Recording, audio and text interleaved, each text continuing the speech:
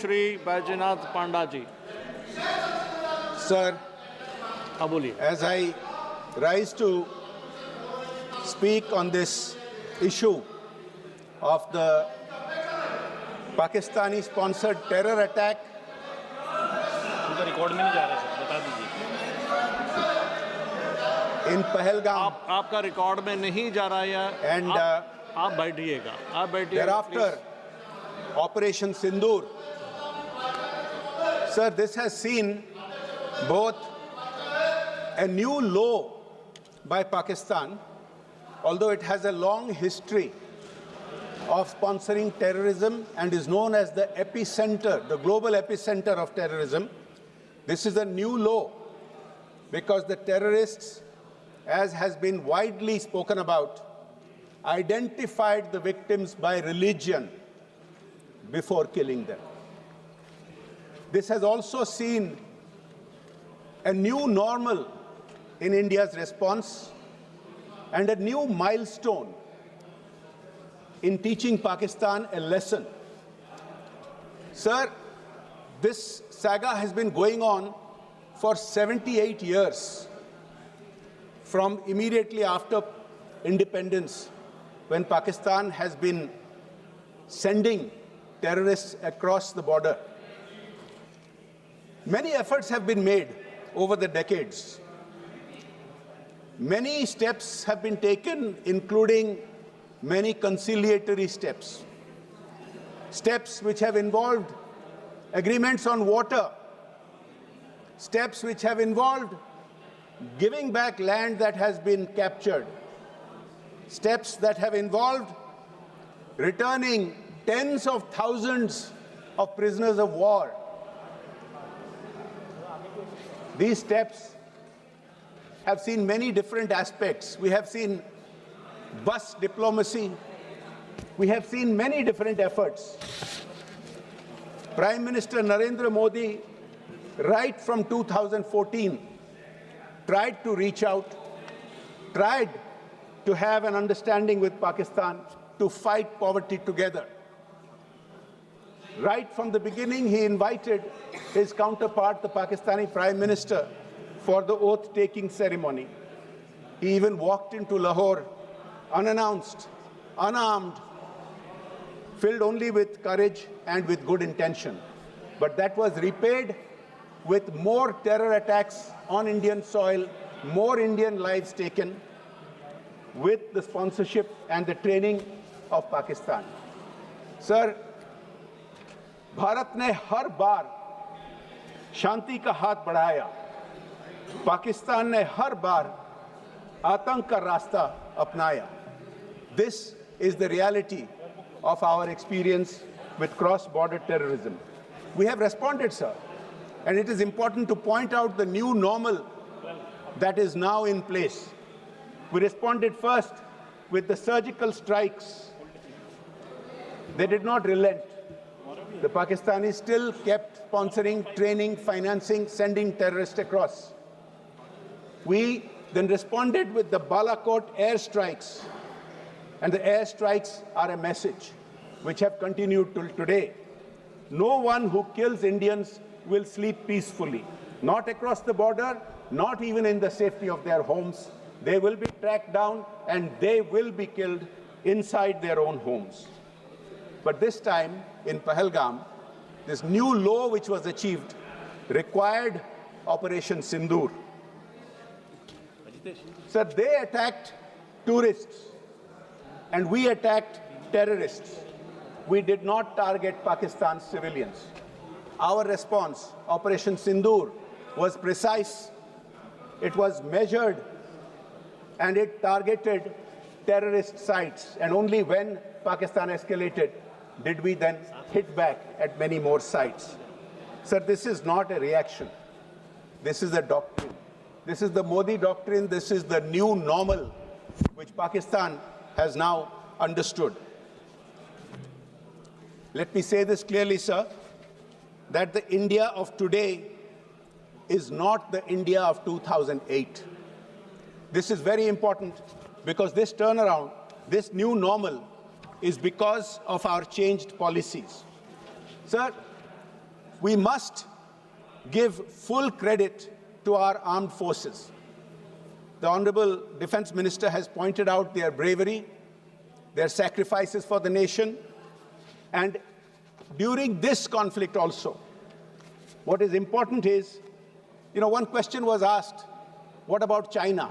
I have several things to say about China, but let me point out, when the Honorable Defense Minister said that the Indian Air Force bypassed and jammed air defense systems of Pakistan in 22 minutes, those were Chinese-supplied air defense systems that were neutralized in just 22 minutes.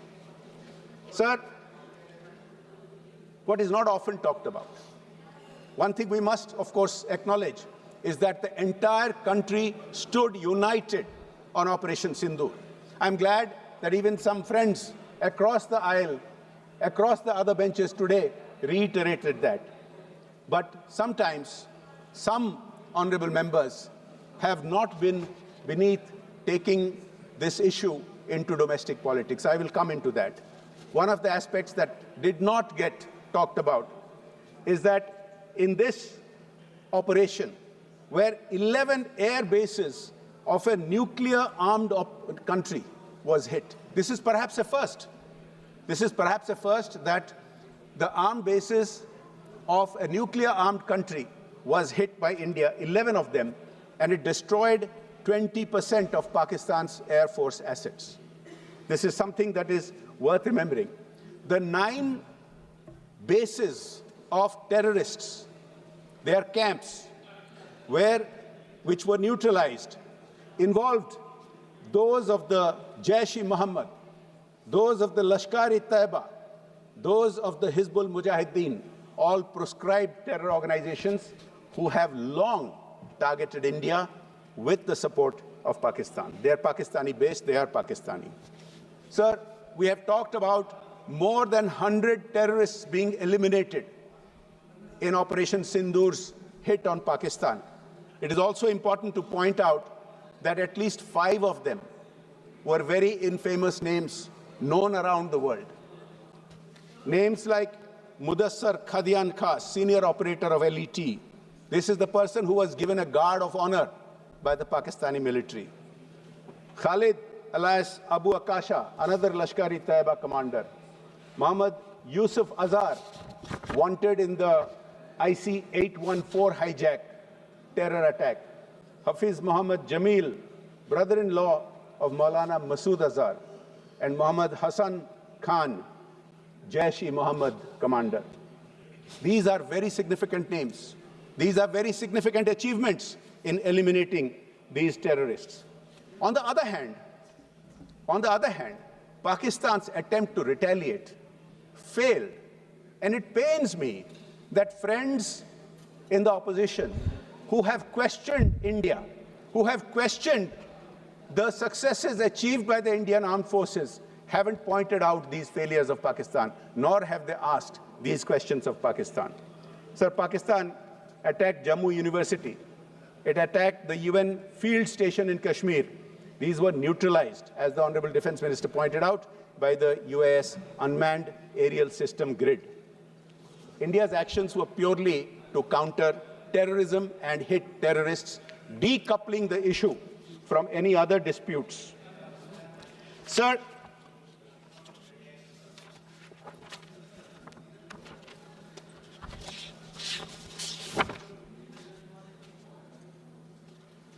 if we look at the new normal that I have been talking about, it is important to understand what the past was. In the past, on a regular basis, almost on a daily basis, Pakistani sponsored terrorists were attacking India and killing Indians. Sir, if I give you a short list of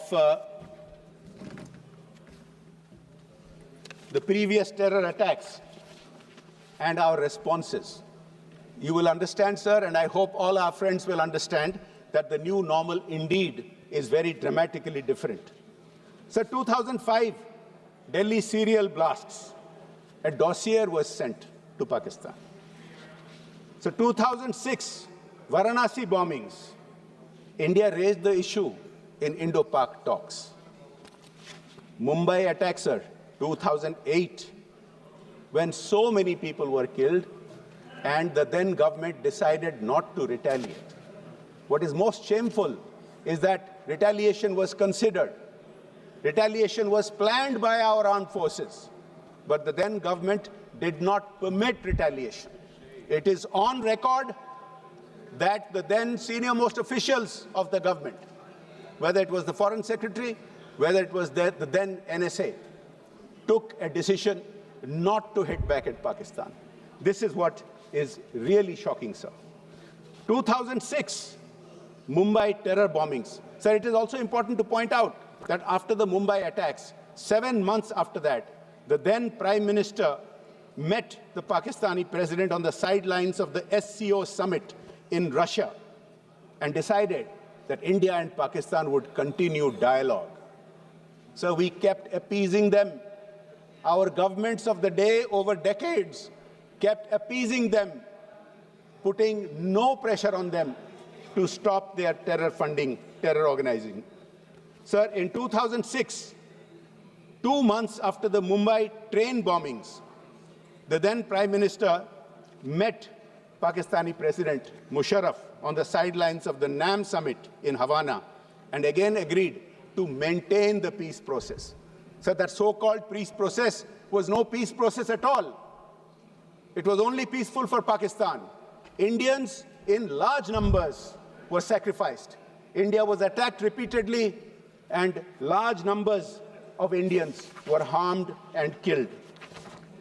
Sir, worst of all, in 2009, within 8 months of the Mumbai terror attack, the then Prime Minister met his Pakistani counterpart at Sharm el-Sheikh in Egypt and agreed to again continue the cooperation with Pakistan.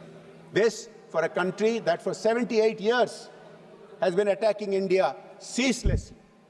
Our approach in the past was only to cooperate, only to talk, not to retaliate, not to teach them a lesson.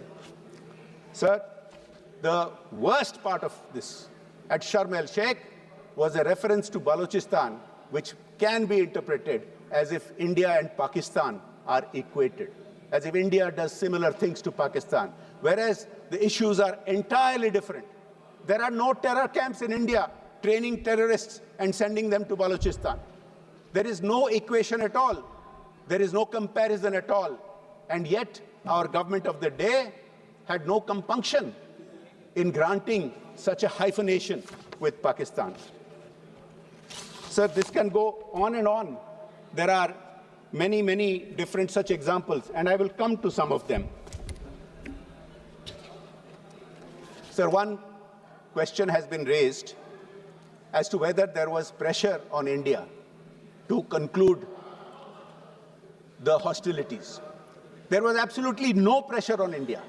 This has been pointed out again and again. Sir, any country can call and make suggestions. Anybody can do that. We as members of parliament can call up our counterparts when they are in the midst of hostilities, and we can give them suggestions. That is not how the hostilities ended. Sir, India has pointed out very, very clearly that this is a bilateral issue, and we have no intention of escalating. We would stop hostilities if Pakistan requested. And until and unless Pakistan directly requested India, we did not stop the hostilities. It had no relation, no connection to any requests by anybody else until Pakistan directly requested India. And sir, I ask my friends in the opposition, this has not been contradicted by anyone. Has anyone contradicted India's assertion that we insisted that it had to be a Pakistani request that we will respond to? And Pakistan finally came to its knees and requested, and that is what we responded to. Now, it is shameful that many in our country keep questioning the Indian armed forces, keep questioning the Indian government, and don't question what Pakistan stands for, what Pakistan says. Sir, I want to point out what Pakistan has said. They made absurd claims. Pakistan has made a claim to an international TV channel on 7th May. Pakistan's IB minister, Ataullah Tarar, said there are no terrorist camps in Pakistan. Have any of our friends in the opposition questioned that? Many of them have been quoted repeatedly in international media. Have any of them questioned that? Pakistan, where the most infamous terrorist in memory, the Al-Qaeda chief, was sheltered next to an army base, claiming that it doesn't have terror camps, when terror camps have been pointed out in satellite imagery, when not only terror camps have been pointed out, because of the efforts of our government, many terrorist organizations and many individual terrorists have been proscribed by a variety of multilateral organizations, including the United Nations itself. Sir,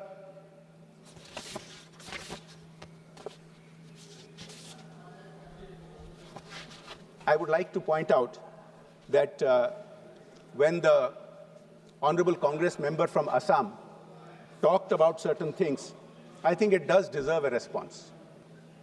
I compliment him and others who said that they stand with the government of India, but the questions and the accusations against the government cannot go unanswered. Sir, it was amusing when he asked when POK would be got back. Sir, it was amusing when he referred to the number of Rafales and the China question. Sir, I would like to point out, and he used the point and he used the word that India bowed down. And his leader, whom he cited today in relation to the China question, has often used the word surrender. I think it is important for this House to point out how many times over the decades Congress has surrendered India's interest. Please have the patience to listen to this. 1948, Pakistan illegally occupied 78,000 square kilometers, the same POK that my friend was referring to. When our armed forces wanted just a little bit more time to conclude the armed operations and take it back, the then Prime Minister took the matter to the UN. Surrender. Number one, it started from day one. 1949, Congress ignored the Kabah Valley, which was leased to Burma by UK. Manipur had received rent until 1949. Congress did nothing about it, surrendered that.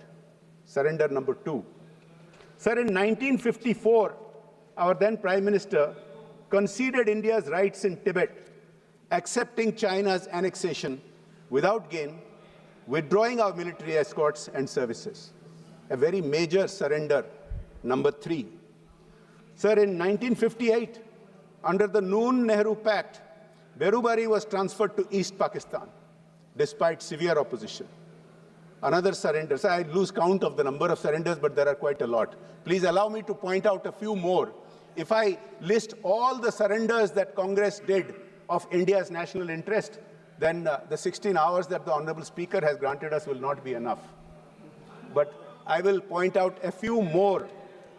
Sir, in the 1950s, our then Prime Minister rejected the proposal for a UN permanent seat for India in the Security Council. Surrender to China. Surrender. 1960, India conceded the Sarja Majra, Rakh Hardit Singh, Pathan Ke, Suleiman Ke, and Chak Lereke in Punjab to Pakistan. Another surrender. Sir, our then Prime Minister played down the value of Aksai Chin in 1959, calling it barren and uninhabited, when in fact it is full of mineral resources, dismissing conflict with China. Another surrender. Sir, I can just go on and on and on. In 1963, Pakistan conceded more than 5,000 square kilometers in POK to China. India stayed silent. Surrender. So I can just keep going on. In 1965, India returned the Haji Pir Pass to Pakistan under the Tashkent Agreement. Surrender. Sir, under the 1971 Shimla Agreement, India returned 5,000 square miles to Pakistan, while Pakistan retained 30,000 square miles, and 93,000 Pakistani soldiers were released, while at the same time, 56 Indian soldiers died in Pakistani jails.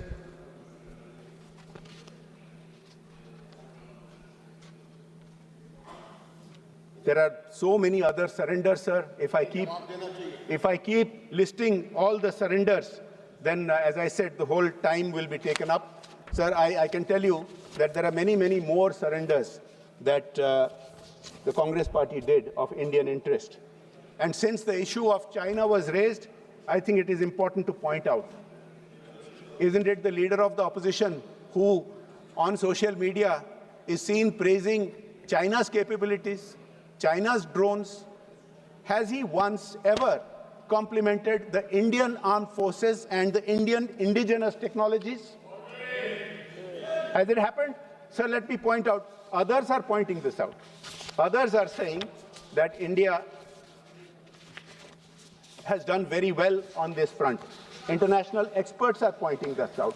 But our opposition members are refusing to take a stand on this.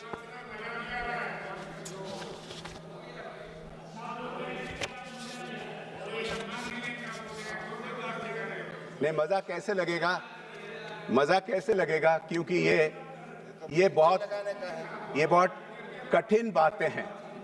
देखिए, ये तो मिर्ची है, कहां से अच्छा लगेगा? Yes, Kachatibu, Ran of Kutch, there are many others. Yes, there are many others if I start listing them. देखिए, मजा तो तब आता अगर आप भी फ्री हैंड देते हैं. आपके कई सारे ऐसे नेता हैं जो बहुत अच्छा बोल सकते हैं. मैं तो सुन रहा था मेरे मित्र मान्य शशि थरूर जी जो बहुत ही अच्छा बोलते हैं. ये तो हालांकि अलग बात है कि अभी कुछ दिनों से उनके नेतृत्व उनके पार्टी के तरफ से उनको बोलने नहीं देते हैं. लेकिन मुझे बहुत अच्छा लगा. लेकिन मुझे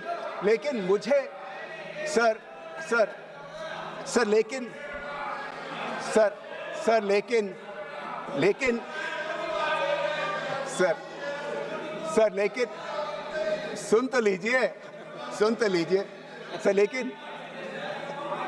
लेकिन मुझे बहुत अच्छा लगा कि उनको देश के हित में बोलने के लिए कोई रोक नहीं सका. मजा तो उसमें आता है. Point to be noted. Sir, I would request my friends on the other side that before they raise issues about China, they must, and they talk about candor, they must speak with candor about any MOUs that they might have with the Chinese ruling party. Does the Indian public not have a right to know what is the understanding that the Congress party has with the Chinese Communist Party? Does it not raise questions when they keep raising points and rebuttals and issues which are constantly aimed against the Indian armed forces, which are constantly aimed against the government of India? But as I said, in so many appearances before global media, I have not seen them raise questions about China other than praising China's technology and drones. I have not seen them questioning Pakistan for all the absurd and false claims that it makes. Sir, I said earlier that globally experts are recognizing India's indigenous capacities. I just point out two experts, sir, and then I'll start coming to my conclusion. Sir, John Spencer, who's the chair of Modern War Institute in the US last year in 2024, he said, "Make in India has transformed the country's defense landscape. From meeting 32% of the Army's ammunition needs domestically in 2014, in 2024, India meets 88% of its ammunition needs domestically." Sir, another expert, Tom Cooper, who is a military historian and an aviation analyst, says this right after Operation Sindur's attack on Pakistan. Quote, "The world knew about India's capability, but it had not been demonstrated before. And all of a sudden, within 24 hours, India showed that it can hit Pakistan hard."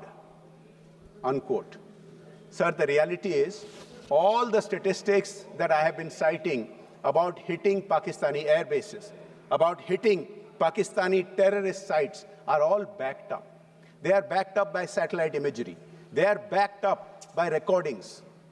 Whereas the Pakistani claims against India are fake, they are fake news, they are propaganda, and sadly, some of our friends, while ostensibly standing with India, standing with the government, standing with the people of India on Operation Sindur, have fallen into supporting that narrative of Pakistan. Unsubstantiated claims against India, which I think ultimately the objective of the Pakistan narrative is to demoralize our forces. It is certainly not to encourage them for all these successes that they have had. Sir, as I come to the close of my speech, I would like to point out a few other things. One of the allegations that some friends in the opposition keep making is that our position is not supported around the world, that India doesn't have friends, that India has not made its message clear. Now, nothing could be further from the truth, sir. Let me point this out. Sir, post-Pahalgam, post-Operation Sindur,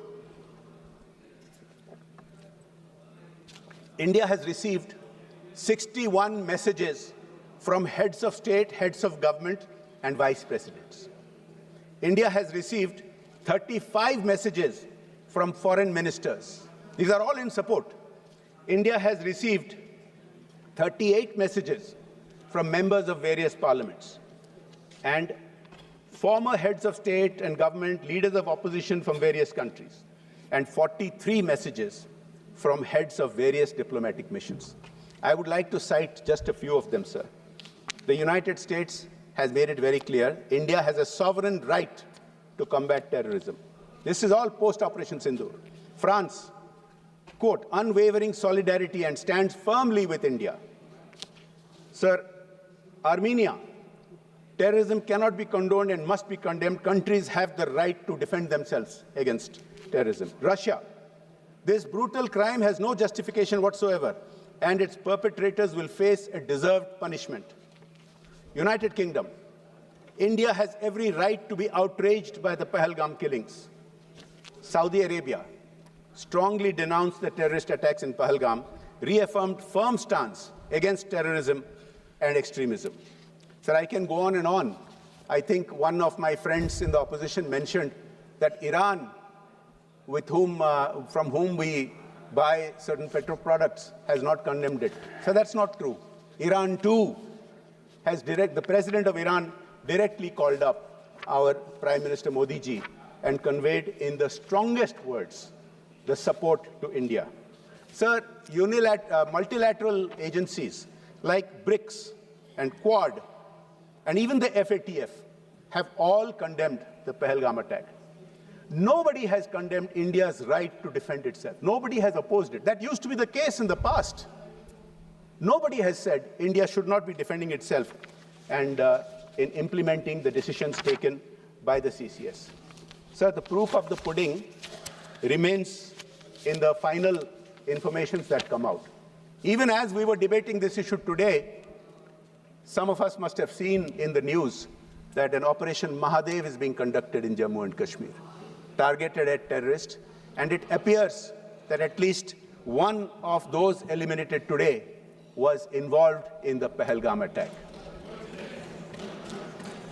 Now, one of the important developments that has taken place, sir, is that for 2 years now, India has been giving detailed information to the UN, to US and other countries about this outfit called the TRF, the Resistance Front. The TRF is a front organization of the Lashkar-e-Taiba, LET. Sir, as terrorist organizations get proscribed and have limitations, don't have as much freedom to move money and have training camps, they come up with all these new names and new structures. Sir, I think our friends who for several weeks now have been going around saying that India has not been succeeding in taking its message around the world should acknowledge just a few days ago the United States has proscribed the TRF as a terrorist organization, as a global terrorist threat. Sir, India has been succeeding. It is not enough to just stand with the people of India. Of course, you must stand with the people of India because otherwise you get completely sidelined. It is also important to celebrate India's successes. It is also important to boost the morale of our armed forces, to boost the morale of our scientists and technologists who have developed these indigenous equipment and indigenous armaments. Sir, as I close, I would like to just point out two things.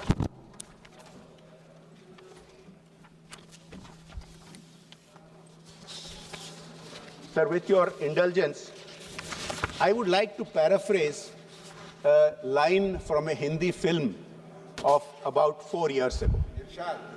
No, the film was called Sardar Udham, and उसमें एक line था sir, line था कि दुश्मन को दर्द का एहसास हो तो जवाब तभी पूरा होता है.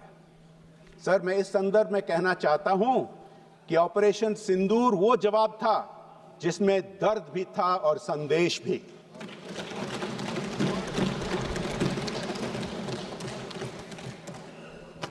Sir, as I close, I would like to point out the following. Those who are still wanting to test Bharat's will, the willpower of the Indian government and the Indian people, will be in a very sorry situation. Sir, in concluding, I must also point out that when we sent out delegations, 7 delegations went out to different countries. I was part of one of them. And the experiences that we had was very clear. All these nations unequivocally understood and supported India's stance. All these nations reiterated India had a right to self-defense and to hit back against terror. Every one of them condemned the Pahalgam terror attack. And sir, I would like to make one point here. Sir, many of these countries have given their highest honors to Prime Minister Modi. I believe of the countries that we visited, more than 11 have given their highest honors.